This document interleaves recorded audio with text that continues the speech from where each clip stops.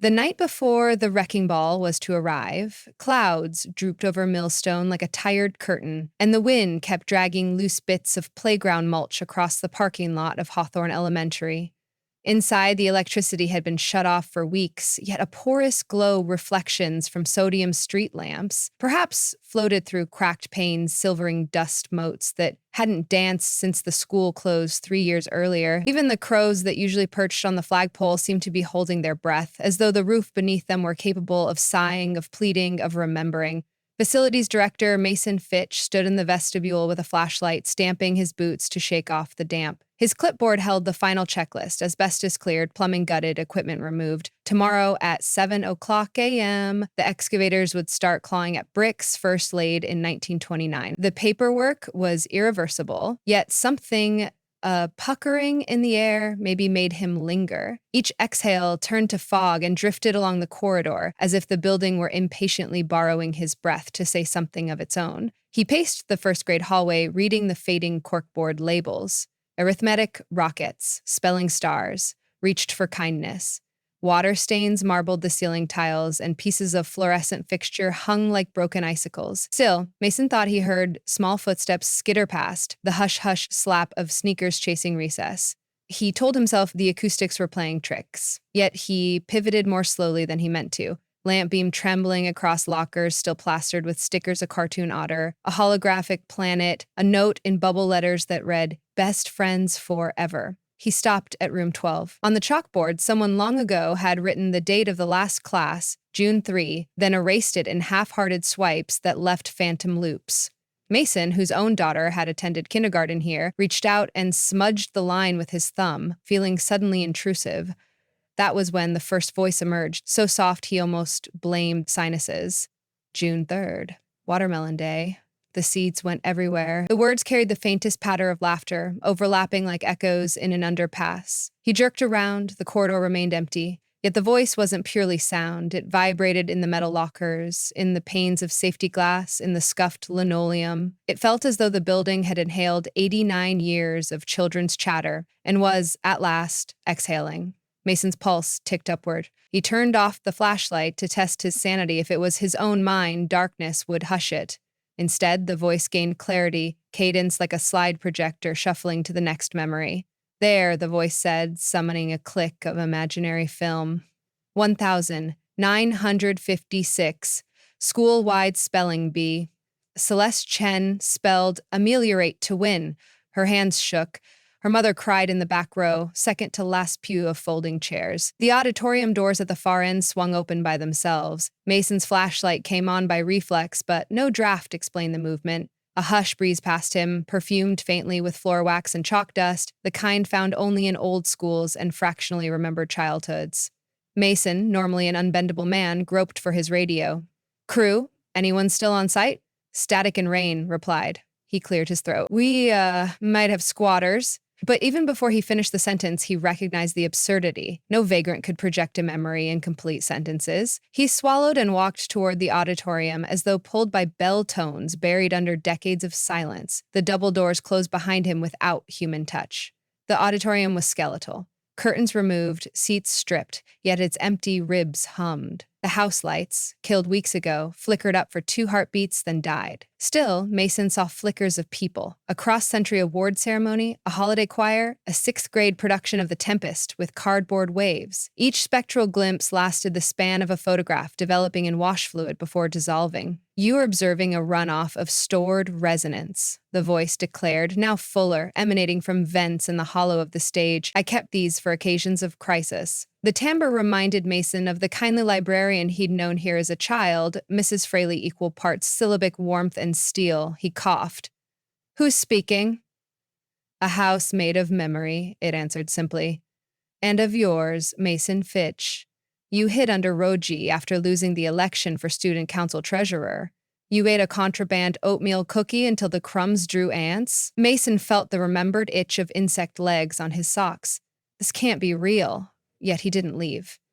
He had come believing in demolition's finality. Instead, he was witnessing resurrection through voices.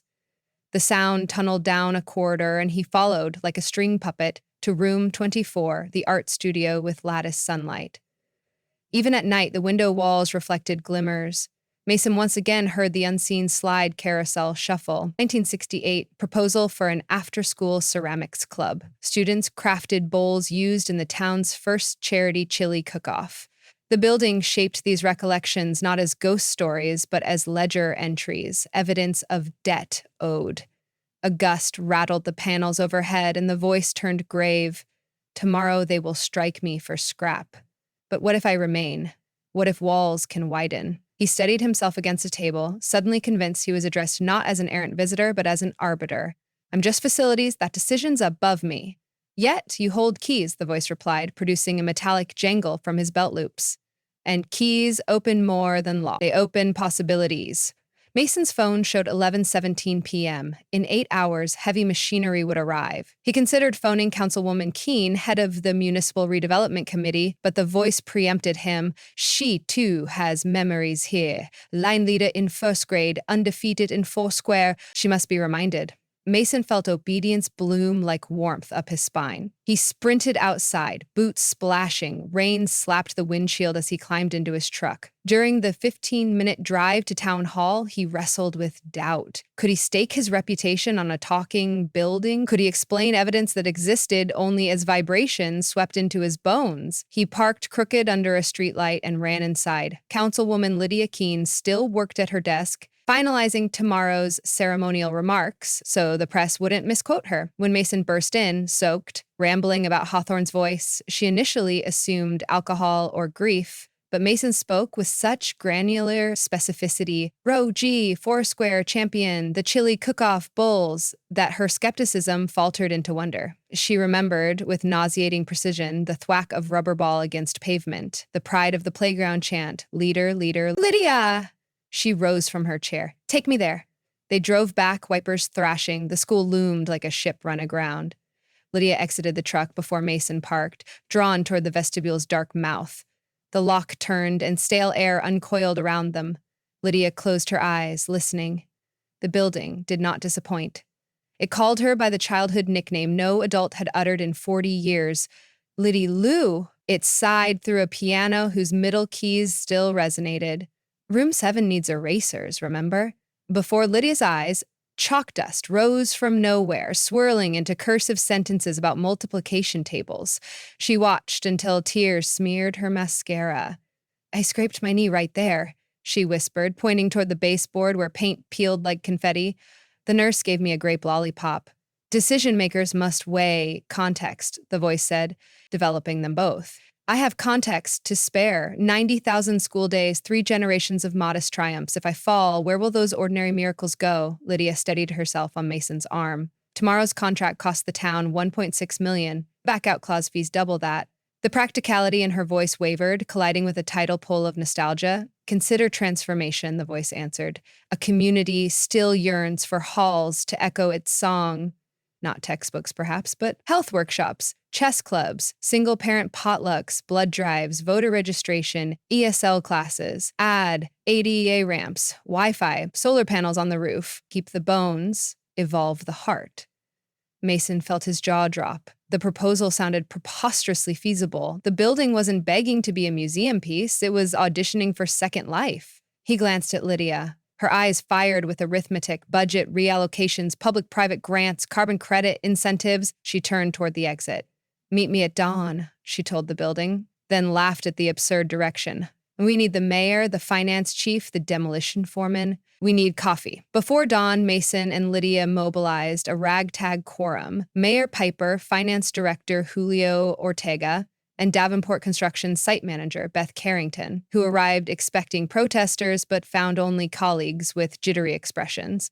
Inside the vestibule, the air was thicker, as though the building had inhaled additional courage. Mayor Piper adjusted her umbrella and sighed. Somebody explain why I'm postponing a demolition that's 10% over schedule. Lydia led them through the dim hallway, narrating her own experience while Mason flicked lights that no longer worked. A hush settled, and the mayor's skepticism calcified. I am not in the mood for a ghost hunt, she warned. The voice chose that moment to thread itself through the HVAC ducts, rising like a choir of tuned humidifiers. "Good morning, Honorable Mayor," it announced. "Remember the geography B. You stared at the map of Croatia so long your left shoelace came undone. Principal Harris tied it for you as you answered, Zagreb?" Mayor Piper jerked, nearly dropping her briefcase. That memory was hermetically sealed. Not even her spouse knew. She peered upward toward ductwork, trembling with sound. "How, what? I observe, I archive, I testify," the building replied. "I wish to continue the customs of service you began here." Finance Director Julio Retega, pragmatic to bone, folded his arms. "Sentiment is priceless, but steel is not. Renovation could exceed demolition by double. Where does that money materialize?" The building responded not with figures, but with demonstration. The lockers popped open in sequence. Clang, clang, clang. Disgorging items left from decades. A trove of nearly forgotten relics, a wooden recorder, a handwritten playbill, a science fair ribbon, a trodden baseball mitt. Each object thudded to the floor, rolling toward Julio until they formed a semicircle of small personal economies. "Invest in what invests back," said the voice. These relics yielded adults who now pay taxes, volunteer as firefighters, coach soccer, teach literature. A multiplier effect intangible yet vast. Beth, the site manager, knelt to touch the baseball mitt. "My brothers," she murmured, eyes wide. She had attended a rival school, but recognized her siblings' Sharpie initials, ZC. Beth straightened, shaken. "It was stolen. We searched the lockers for days. I held it safe," the voice declared. "The town has holes inside its pockets. I catch what falls through." Beth turned to the mayor. "Madam, I run a construction outfit, but I'm also a citizen. This place keeps things we lose." She lowered her hard hat. "Let's spare it." Julio exhaled sharply. "We still need numbers." "Let us walk," the building suggested. Floorboards creaked in invitational pulse lights. They filed into the cafeteria. There, daylight seeped through skylights, illuminating a chalk mural hidden behind a peeled poster. A tree whose branches bore handprints in tempera paint, each fingertip initialed. The voice rang softest here. Crowds contributed leaves. None expected to see the full forest. Lydia pointed her phone's flashlight at a corner. "Dubs for lunch tables were bolted into concrete. We can reinstall benches, cheaply. Kitchen equipment outdated, but the shell is sound. Solar roof could neutralize utilities." Julio's mind raced. "If we rebrand as community center, grants for sustainable retrofits apply. Energy commission up to $500K, historical preservation maybe $300K, volunteer labor can offset interior finishing." The building hummed, pleased. "Cost El Tenero's, Director. Pride fills the gap." Mayor Piper, whose campaign slogan had been "Progress through Pragmatism," felt her identity teeter. She wandered toward the stage left behind in the cafeteria, brushed dust off the edge, and stepped up. She addressed the room, and by proxy the school. "Convince me that the civic gain outvalues the risk." The ceiling fan started to spin, even without power, stirring the scent of old milk cartons and chalk. In their rotation, the voice arranged itself into a single speaker clarity, neither male nor female. "Madam Mayor, risk is a synonym for future. Bulldoze me, and you create a vacant lot, certain but mute. Restore me, and you create a vessel of next chances. I educated your past. Allow me to graduate into your next semester." Silence knitted around her words. Beth's heavy boots shuffled. Julio nodded. Lydia's hopeful grin returned. Mason flushed with relief. But the mayor hesitated. "The council still must vote. The public hearing is scheduled for next quarter, and the demolition contract has penalties." The voice answered in lower registers, rattling pipes like timpani. "It is still night. Postpone dawn. Give the town a morning to assemble, to decide collectively. Open these doors at 8 a.m. I will show them what they forgot." Mayor Piper tapped her phone. There were no assembly notices, no press releases, yet she said, "All right." She turned to Beth. "Stand down the crew. Push equipment arrival 24 hours. Beth radioed her office. Trucks were rerouted to the depot. Mason killed the alarm circuit so the building would remain unlocked. The mayor, finance director, councilwoman, site manager, and facilities director then dispersed to summon citizens while the sky paled. At 7:59 a.m., the first townspeople shuffled across wet asphalt. Parents clutching coffee cups, retired teachers leaning on canes, skateboarders curious for mischief, former students summoned by social media pings that seemed almost magical in their speed. They expected protest banners or speeches. They found open doors and soft lighting that seemed to glow without electricity. The building, having prepared all night, curated a moving exhibition. In the hallway, lockers opened like mouths in a barbershop quartet releasing scents. The vinegar of papillon massage, volcanoes, the sugary burn of bake sale brownies, the rubber smoke of shoe soles during rainy day dodgeball. Each sense triggered personal showings, Mr. Doyle's chemistry class performing a sodium in water demo, Miss Santiago's debate team rehearsing until dinner. People walked as though inside their own autobiographies, intersecting yet private. In the library, books long outdated stacked themselves into towers that spelled out "Story continues." Volunteers gaped as cards fluttered from the old dewy drawers, forming quotations in midair. What is past is prologue. Community is a verb. Spaces live when they are shared.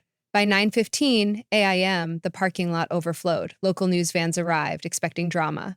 They found instead a building orchestrating its own open house. Reporters captured footage of math equations chalking themselves across blackboards, of cafeteria tables arranging into the floor plan of a future co-working space. Social media boiled with live stream hearts and astonished emojis. At 10:03 a.m., Sutton College's architecture department tweeted, offering pro bono design studios for adaptive reuse of Hawthorne Elementary, let's lead the learning curve. Philanthropies chimed in. The Garfield Foundation pledged matching funds up to $400,000, 0 cents for community center programming. The governor retweeted with encouragement, hinting at state grants for historic resilience projects. Mayor Piper convened an impromptu council on the front steps. Microphones thrust forward by reporters captured her statement. The people of Millstone, in collaboration with Hawthorne School itself, have made a compelling case for transformation over demolition. We are halting all abatement until a full feasibility plan is completed. Cheers erupted so loud the flagpole rope clanged rhythmically, a makeshift bell tower ringing in the decision. Inside, the building whispered through every vent, "Thank you," with the exhausted satisfaction of one granted reprieve. Yet gratitude quickly pivoted into ambition. Floorboards firmed beneath foot traffic as though strengthening for coming decades. Even the damaged ceiling tiles seemed to square their edges in anticipation of renewal. In the following months, committees formed like colonies of industrious ants. Architects measured beams, engineers scoped retrofits, artists painted murals in underused stairwells. The building coached them with gentle creaks and well-timed discoveries. Blueprints long misfiled appeared in office desks. A sealed crawl space yielded century-old time capsules now displayed in glass cases. Every step forward felt co-authored. The grand reopening occurred exactly 1 year later to the day. Once again, a misty evening, but this time, floodlights warmed the brick facade. Hawthorne, Community Nexus, the new sign read, letters cut from repurposed locker doors. The ribbon was not red, but a rope of multicolored fabric strips donated by residents. Baby blankets, theater costumes, retired team jerseys, each a scrap of individual history braided into a collective future. Mayor Piper, now re-elected on a platform of adaptive foundations, spoke first. Time tried to cancel this building, she declared, but we enrolled it in continuing education. Laughter burst, followed by applause that ricocheted across the courtyard like a drum line. Inside, new spaces thrummed, a technology lab where children tinkered with 3D printers, an elder literacy room scented with coffee, a dance studio glowing with afternoon sun captured by solar windows. And yet, alongside the innovations, relics remained. Murals preserved, blackboards framed, the auditorium stage polished rather than replaced. Present and past cohabited, each granting the other weight and lift. Late that night, when volunteers finished sweeping confetti from the foyer, Mason Fitch lingered by the vestibule where his flashlight had first flickered skepticism into surrender. He listened for the voice, half fearing its mission accomplished, it might fall silent, but through the hush came a gentle rustle, like pages turning. "Are you content?" he asked softly. The reply floated on Achak breath. "Contentment is recess. Creation is class time. Our lesson has begun." Mason smiled, flicked off the lights, and locked the doors behind him. The building cuddled its memories close. Not as a last testament, but as raw material for whatever song the town would teach it next.